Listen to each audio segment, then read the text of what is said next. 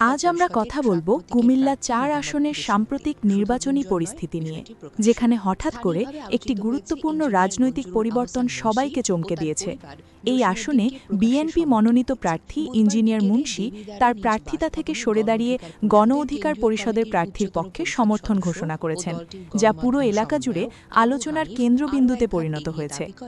ভিডিওতে দেখা যায় এই সিদ্ধান্তকে কেন্দ্র করে রাজনৈতিক অঙ্গনে নানা ধরনের প্রতিক্রিয়া তৈরি হয়েছে। অনেকেই বলছেন এটি শুধু একজন প্রার্থীর ব্যক্তিগত সিদ্ধান্ত নয়, বরং এটি একটি বড় রাজনৈতিক বার্তা বহন করে। কারণ কুমিল্লা ৪ আসনটি এমন একটি এলাকা যেখানে ভোটের ব্যবধান খুবই কম থাকে এবং সামান্য পরিবর্তনে ফলাফল ভিন্ন হতে পারে।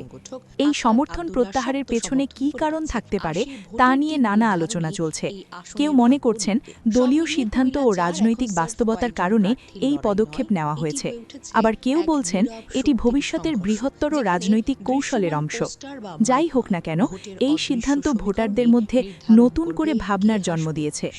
অনেক সাধারণ ভোটার বলছেন তারা এখন আরও সচেতনভাবে পরিস্থিতি পর্যবেক্ষণ করছেন, কারণ একজন পরিচিত ও সক্রিয় প্রার্থীর এমন সিদ্ধান্ত নির্বাচনের গতিপথ বদলে দিতে পারে। রাজনৈতিক বিশ্লেষকরাও মনে করছেন এই পরিবর্তনের প্রভাব শুধু এই আসনেই নয়, আশপাশের এলাকাতেও পড়তে পারে। এই ঘটনা আমাদের একটি বিষয় স্পষ্ট করে দেখায়, বাংলাদেশের রাজনীতি সবসময়ই পরিবর্তনশীল। এখানে শেষ মুহূর্তের সিদ্ধান্ত নির্বাচনের চিত্র পাল্টে দিতে পারে।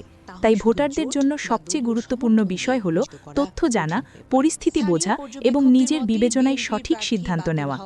সবশেষে বলা যায়, কুমিল্লা ৪ আসনের এই ঘটনা শুধু একটি নির্বাচন কেন্দ্রিক খবর নয়, বরং এটি দেশের রাজনৈতিক বাস্তবতার একটি প্রতিচ্ছবি, যেখানে সমর্থন, সিদ্ধান্ত এবং কৌশল সবকিছুই সময়ের সাথে সাথে বদলে যায়।